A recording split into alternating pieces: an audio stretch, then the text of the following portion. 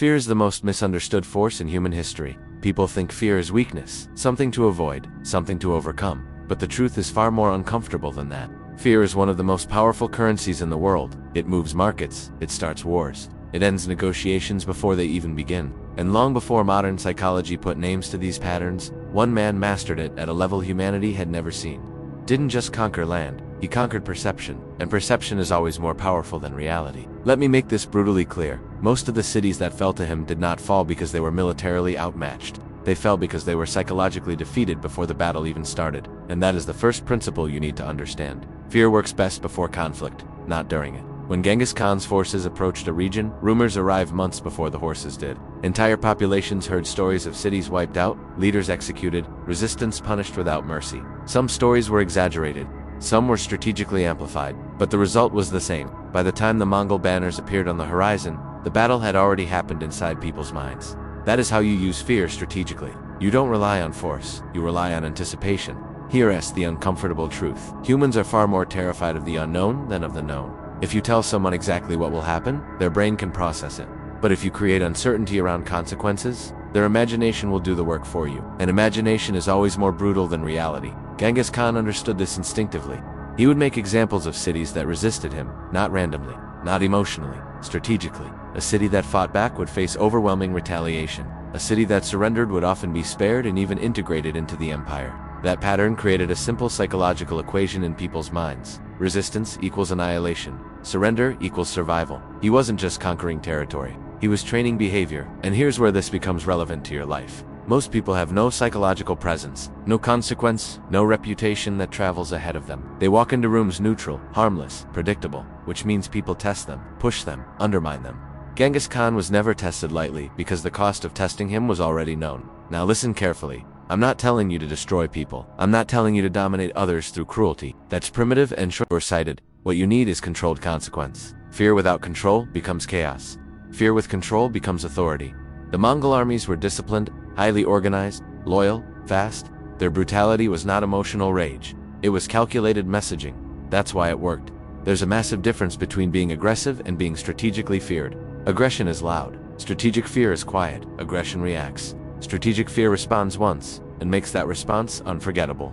Let me give you a modern example. Imagine someone constantly disrespects your boundaries. Most people either tolerate it quietly or explode emotionally. Both are weak responses. Tolerance invites more disrespect. Emotional explosion signals instability. The Genghis Khan approach would be different. You tolerate nothing, but you don't overreact. You respond once, calmly, firmly, decisively, and the response makes it clear that crossing you again will cost more than it's worth. After that, you don't keep repeating yourself. Your reputation does the work. That's psychological warfare at a personal level. And here's the part that might hurt your feelings.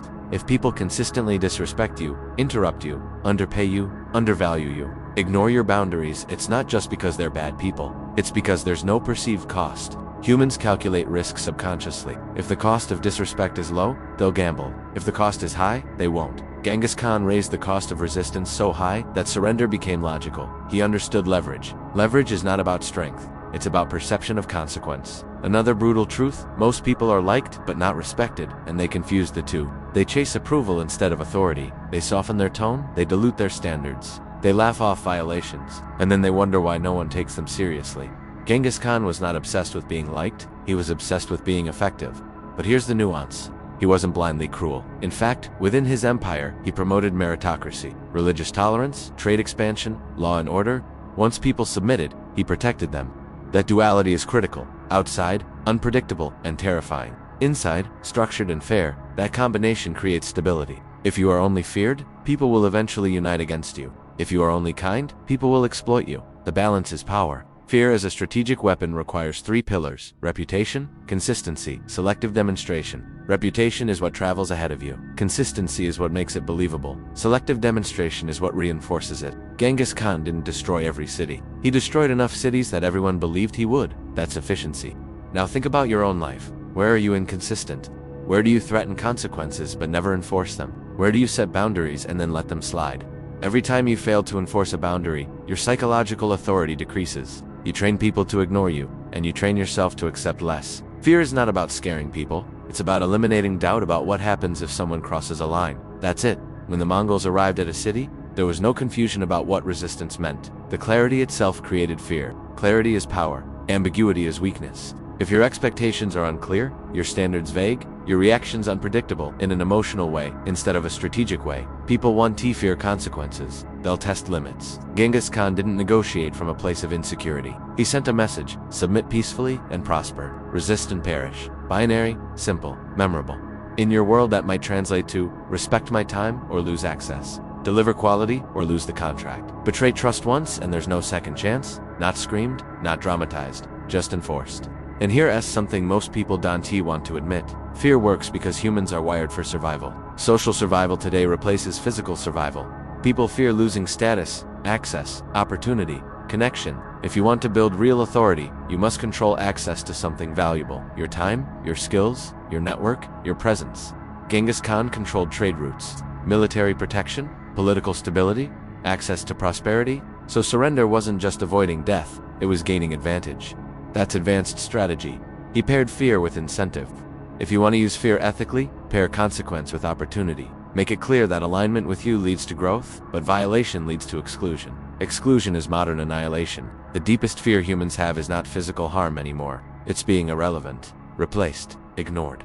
You don't need violence to create strategic fear. You need standards so high and boundaries so real that people know you are not an option to play with. And that starts internally. Because if you're afraid of conflict, afraid of losing approval, afraid of standing alone, you can't wield fear. You'll collapse under the weight of it. Genghis Khan endured betrayal, slavery, tribal warfare before he ever united the Mongol tribes. His authority was forged through hardship. When he made a decision, it carried the weight of someone who had survived chaos. People can sense weakness instantly, not because they're evil, because survival instincts are ancient. So the first battlefield is not external, it's internal. If you fear losing people more than they fear losing you, you have no leverage. That's harsh, but it's real. In the next section, we're going to break down exactly how Genghis Khan engineered fear at scale, how he used speed, unpredictability, and information control to dominate opponents before the first arrow was fired, and how those same psychological tactics show up today in business, leadership, and even personal relationships. But before we move forward, sit with this. Fear is not about cruelty, it's about consequence. And if there is no consequence attached to crossing you, you are not strategic, you are vulnerable. Now we go deeper. Because what made terrifying wasn't just what he did, it was how he engineered uncertainty. Uncertainty is psychological poison. The human brain can handle pain. It can handle struggle. What it cannot handle efficiently is not knowing what's coming next. That's where anxiety lives. That's where paralysis begins. And Genghis Khan turned that into a weapon.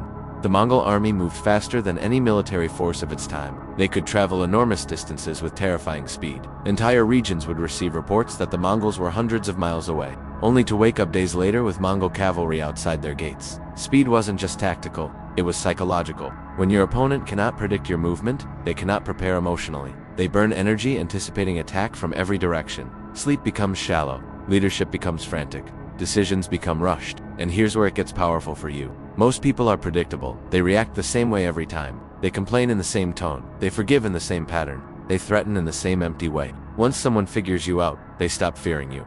Predictability kills psychological leverage. Genghis Khan used feigned retreats, one of the most devastating tactics in Mongol warfare. His forces would pretend to flee, drawing enemies into pursuit. The enemy, thinking they had one, would break formation, and then the Mongols would turn around and annihilate them. That tactic wasn't just physical deception, it was emotional manipulation. He made his enemies feel victory before delivering defeat. That emotional whiplash shattered morale. Now think about modern life. How many times have you revealed your entire strategy too early, told people exactly what you're planning, shown your full hand in negotiation, announced every goal before achieving it? You remove mystery, and mystery fuels fear. Silence is one of the most underestimated strategic tools in existence. The Mongols did not constantly explain themselves. They moved, they acted, they let rumors grow, they let uncertainty expand. In your life, silence after disrespect can be more powerful than arguments. Walking away from low-value interactions without drama can be more terrifying than confrontation. When people don't know how you'll respond, they tread carefully. But let's be precise here.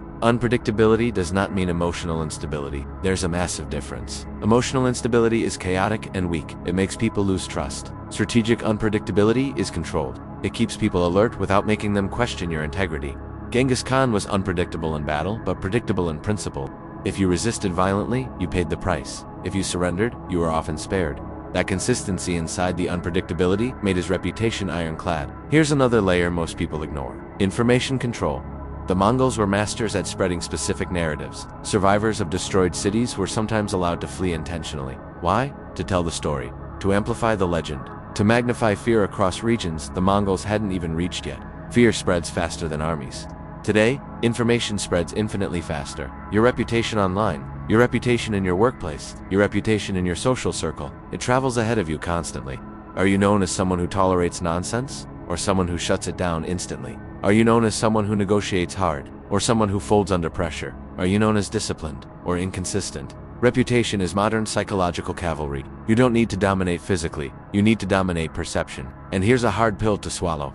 If you constantly explain yourself, defend yourself, justify every move, you lower perceived power. Power doesn't and Genghis Khan didn't send essays, he sent ultimatums. Now let's talk about scale. Genghis Khan didn't personally fight every battle. He built systems, loyal generals, organized command structures, communication networks using flags, messengers, signals. Fear becomes unstoppable when it's systemized. In your life, that means structure. If you want to be respected, your life cannot be chaotic. Your standards must be visible in your habits. Your discipline must show in your results. Your time management must signal value. When someone sees that your calendar is full, your work is sharp, your circle is selective, they feel subtle pressure. They feel they must earn access. Scarcity amplifies fear of loss. The Mongols were not everywhere at once, but they felt like they could be. That perception stretched their power beyond physical limits. You don't need to be omnipresent. You need to be high value and selective. Another brutal truth: desperation kills fear. If you need validation, attention, approval, business, friendship, people sense it. And once they sense need, fear evaporates. Genghis Khan did not beg cities to join him. He presented terms. The choice was theirs, but the consequences were clear. That calm detachment is terrifying. When someone knows you are willing to walk away, they calculate differently. Let's bring this into leadership. If you're leading a team and you tolerate low performance repeatedly, fear of consequence disappears. Standards erode, morale drops. High performers leave because they see weakness at the top. But if you enforce standards consistently, not cruelly, but firmly, people align. Not because they're terrified emotionally, but because they understand reality. Reality-based fear is healthy. Fantasy-based fear is manipulation. There's a difference. Genghis Khan didn't invent imaginary punishments. He demonstrated real outcomes. After that, imagination did the rest. That's the formula. Demonstrate once. Let reputation multiply it. Now let's talk about emotional discipline. One reason fear is dangerous to wield is because insecure people misuse it. They try to intimidate loudly, they posture, they threaten constantly. That signals fragility. True power is quiet. The Mongol cavalry didn't scream constantly about their dominance. They moved with terrifying precision. That calm efficiency is more unsettling than noise. In your personal life, this means stop trying to look dominant. Start being decisive. Make decisions faster. Speak less. Mean what you say. Follow through without theatrics. When people realize that you do not bluff, fear naturally forms. Not hatred, not panic, respectful caution. And respectful caution is gold. Here's something else most people won't admit. Fear creates space. If no one fears disappointing you, they won't prioritize you. If no one fears losing you, they won't value you. If no one fears failing under your leadership, they won't push themselves. We are wired to respond to consequence. Genghis Khan didn't remove hope. He combined fear with opportunity. Submit and trade flourishes. Resist and you're crushed. Duality again. If you only threaten without offering upside, people eventually rebel. If you only offer upside without consequence, people exploit. Balance is power. And this is where the ethical line matters. Using fear strategically does not mean abusing it. It means attaching weight to your words. It means creating real stakes. It means refusing to tolerate what weakens your life. In the final section, we go in to confront the uncomfortable part. How fear can corrupt you if you are not disciplined. Why many leaders collapse because they lean too hard into intimidation, and how to build a version of yourself that commands fear without losing your humanity. Because the truth is this: if you cannot control your ego, fear will turn you into a tyrant, and tyrants always fall. Now we deal with the part nobody likes to talk about. Fear is intoxicating. When people hesitate before speaking to you, when they think twice before crossing you, when your presence alone shifts the energy in a room, it feels powerful. And that's exactly where most leaders fall apart. Because if you're not disciplined, fear stops being a strategic tool and starts becoming your identity. Did something most tyrants in history fail to do. He built systems that outlived him. He wasn't just a destroyer. He reorganized society. He protected trade routes across the Silk Road. He promoted people based on merit, not noble birth. He enforced law inside his empire with consistency. Once you were loyal, you were protected. That's why his empire didn't collapse the moment he turned his back. And this is where the real lesson is. Fear can open the door, but structure keeps it open. If all you have is intimidation, you create silent resentment. People comply temporarily, but they wait for you to slip. They wait for you to weaken. They wait to rebel.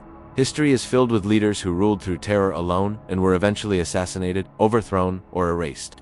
Fear without fairness creates enemies. Fear with fairness creates order. This is the balance most people fail to understand. If you want to use fear ethically and strategically in your life, it must be paired with three things: clarity, competence, integrity. Clarity means people know your standards. They know the rules. They know what crossing you means.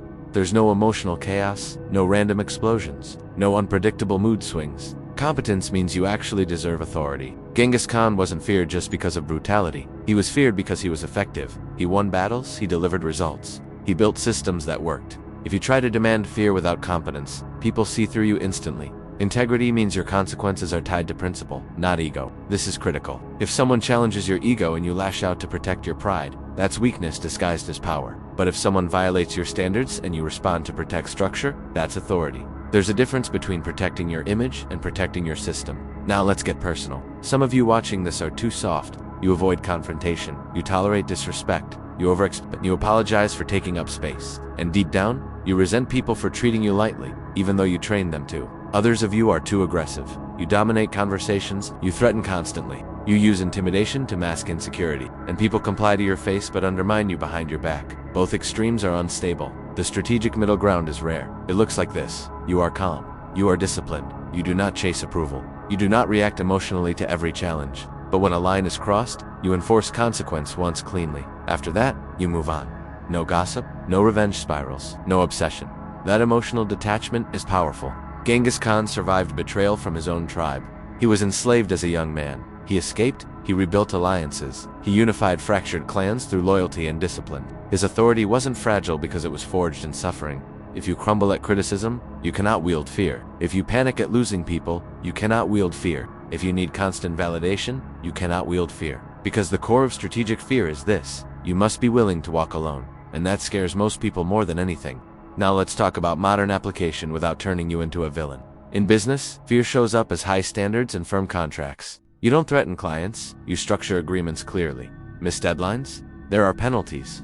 Deliver excellence? There are rewards. In leadership, fear shows up as accountability. You don't humiliate your team, you set measurable expectations. If performance drops repeatedly, there are consequences. If performance rises, there's recognition. In relationships, fear shows up as boundaries. You don't scream or control. You communicate clearly what you tolerate and what you don't. And if someone repeatedly violates that, you remove access. Access is leverage. Time is leverage. Attention is leverage. Presence is leverage. Genghis Khan controlled trade routes and military protection. You control access to your energy and resources. If access to you is unlimited and unconditional, your value drops. Scarcity increases respect. But here's the final warning. Do not let fear become your only language. Because fear is heavy, it creates distance. It creates hierarchy. It creates seriousness. If you never show warmth, loyalty, generosity, people will respect you but never trust you. And without trust, no empire, personal or professional, lasts. The Mongol Empire expanded because once territories submitted, they were integrated. Trade flourished. Laws were standardized. Religious tolerance was allowed. Stability replaced chaos. Fear opened the gate. Order built the city. That's your blueprint. Use fear to protect your standards. Use competence to earn respect. Use fairness to build loyalty. And always remember this raw truth. If you cannot control yourself, you cannot control perception. If you cannot control perception, you cannot control outcomes. And if you cannot control outcomes, someone else will use fear on you instead. The world already runs on psychological pressure, deadlines, social status, competition, scarcity. You can either remain unconscious of it or learn to navigate it deliberately, not as a tyrant, but as someone who refuses to be underestimated. If this shifted your perspective even slightly, if it made you uncomfortable in a way that forces growth, that's the point. Like the video so this message reaches people who need it. Subscribe if you want more breakdowns of power, psychology, and history that actually sharpen you instead of entertaining you. And remember, fear is dangerous in the hands of the undisciplined, but in the hands of someone with standards, structure, and self-control, it becomes strategy.